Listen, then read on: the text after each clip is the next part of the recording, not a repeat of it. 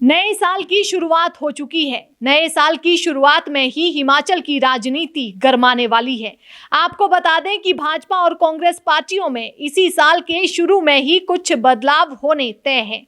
ऐसे में अब देखना यह है कि कौन सी पार्टी मजबूत होकर निकलती है और कौन सी पार्टी खुद को बदलाव के बाद मजबूर स्थिति में देखती है।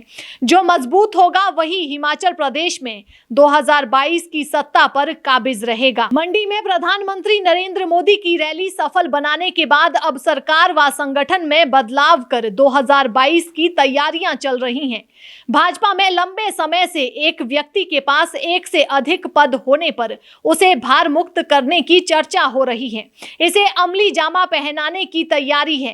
प्रदेश में कई नेता ऐसे हैं जिनके पास संगठन में भी अच्छे पद हैं। वे चेयरमैन से लेकर कई अहम पद संभाल रहे हैं। इसीलिए माना जा रहा है कि ऐसे नेताओं को एक पद से भार मुक्त किया जा सकता है।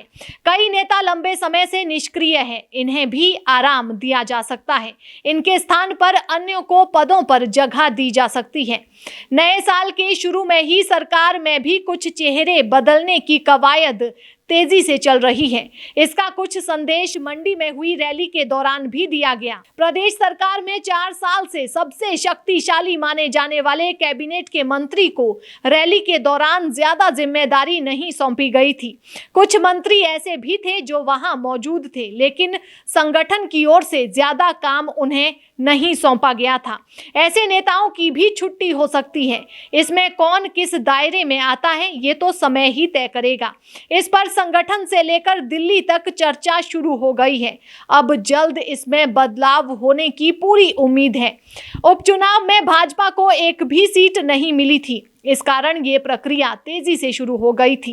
इसके बाद इस पर विराम लग गया था। माना जा रहा था कि प्रधानमंत्री की रैली के बाद ही बदलाव होगा। भाजपा 2022 की तैयारी के लिए ये बदलाव करेगी और इसके दम पर ही आने वाले समय में काम करना प्रस्तावित है। भाजपा में बड़े स्तर पर बदलाव होने की सूचना है और 30 के करीब नए टिकट भाजपा हिमाचल प्रदेश में देने जा रही है। इतना ही नहीं, बीते साल में तो भाजपा ने कोई बदलाव नहीं किया, लेकिन ये माना जा रहा है कि 2022 की शुरुआत में ही मंत्रिमंडल बदलाव के साथ साथ संगठन में भी बड़ा बदलाव देखने को मिल सकता है।